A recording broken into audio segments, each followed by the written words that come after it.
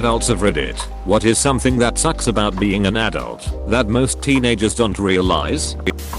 One day your body will betray you. I hurt my back from bending over in an awkward position to brush my wife's hair. So, you're saying it's like your body stabbed you in the back? I'm sorry. Forgetting your age is a real problem. The only people who remind me how old I am are my kids, and I often have to double check. I used to ask my parents how old they were, and they always can't remember, or said 21, and it confused me. I get it now. This happens to me too, so much that when I genuinely forget my age, people think I'm doing a bit. This year, on my 26th birthday, I had a couple minutes of terror because I thought I was turning 27, even though I was sure it was probably 25. Weird, I had this exact thought not long ago. It's my birthday later this month, and for about a 2 to 3 month period I was so convinced I was 27 and turning 28, when in fact I'm 26, turning 27. I had to double and triple check the years to make sure there wasn't a mistake. Once I was sure, it felt like I just got a free year.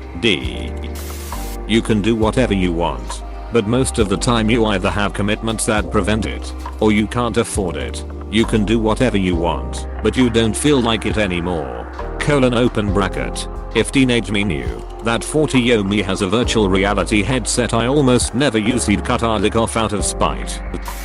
There's never enough time for all the things you need to do. Definitely not enough time for the things you want to do. I would add to this that even if you had the hours in the day, you still won't have the time, because it takes energy and motivation to do things, and sometimes you just don't have enough of that either. When I was a kid, I wanted a magic stopwatch to stop time and do whatever I wanted. As an adult I think of using that magic stopwatch, but for taking naps throughout the day without interrupting my workflow. You are always cleaning the kitchen. Never ends, does it? Exclamation mark. Sometimes 3 times a day if it's been busy. FFS. The repetition makes you lose time. Having the same job, workout regimen, schedule in general makes days blend into one another. Edit. Autocorrect. Should have said workout instead of without. Bland to blend. Regime to regiment. To regime. My god.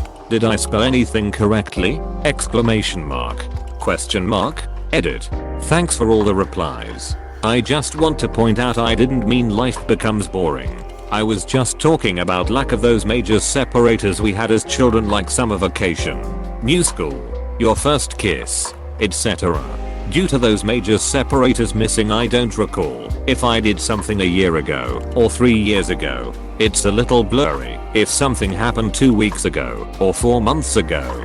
This is because once you have a career and a home, you're doing a lot of similar things most days. Work, chores, cooking, hobbies, etc. This is why the days start to blend into one another, at least in your memory. When days turn into weeks that glide into months, I will try to introduce some variation to my scheduling. It becomes an interesting day when I get home via a different route. Otherwise I'll just burn out. Days drag but the months fly by. When something goes wrong or something unexpected happens, there's no one else to deal with it. Plugged toilet? You gotta clear it. Car out to gas? You gotta fill it. Run out of clean undies? You gotta do laundry. From small things to massive things, there's no one to make it go away but you. This didn't fully hit me until I had to clean a massive amount of puke out of the shower because I took a shower while I was sick and just absolutely lost my guts. Being a kid, someone else would have cleaned that up for me because I was sick. But as an adult, with a crazy high fever feeling absolutely terrible, I had to get on my knees and clean it up. There was no I don't feel good excuse. No, someone else can do it. I had to clean it up, or it would get even more disgusting and clog my pipes. Tips for this from a mom who has cleaned lots of gnarly stuff. Smear a bit of Vicks Vapor Rub on the skin under your nose. It helps cut the smell.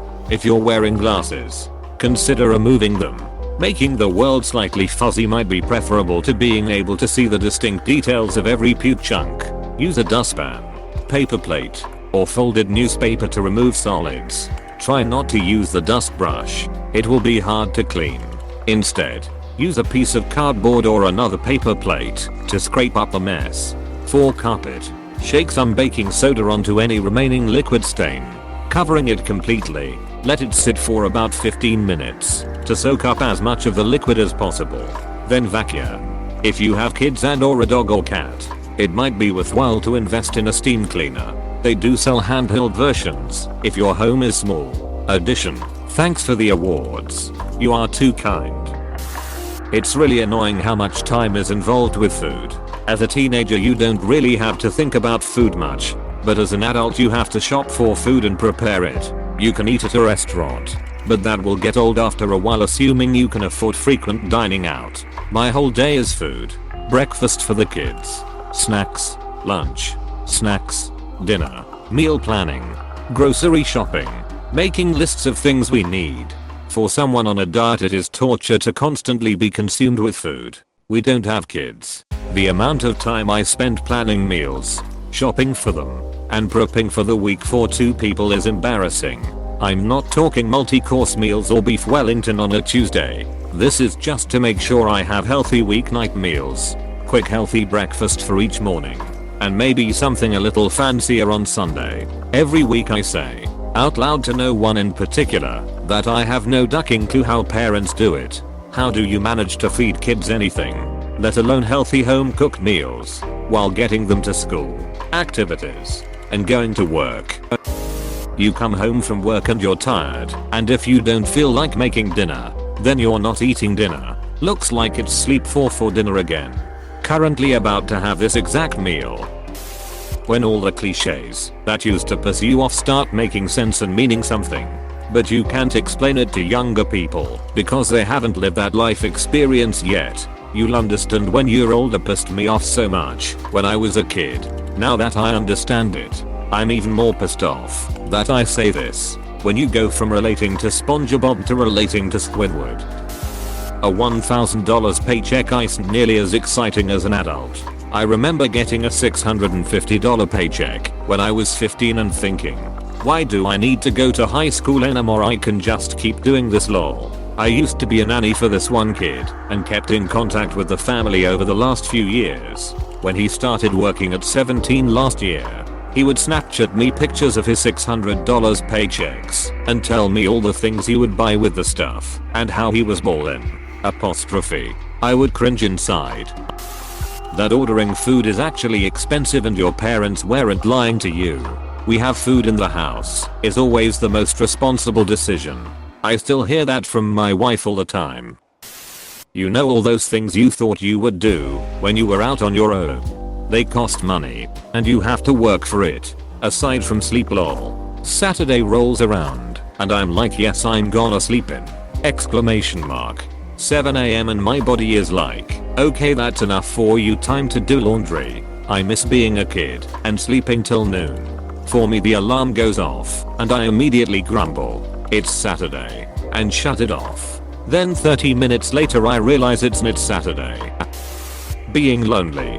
Making friends as an adult is difficult. Sometimes verging on impossible. You don't see people in your age group who are doing the same things you are every day anymore. Yeah. And it doesn't get better. I'm 46. My wife is really my only friend anymore. I have people I still keep in contact, but there's no one I really hang out with anymore or go to things with. I have some work acquaintances that I do things with sometimes, but the days of a true friend are pretty much over. Good thing my wife and I get along well. Edit. I should clarify. First, thank you for the advice everyone. I'm sure some people can use this, but second, I never said I'm unhappy with my situation.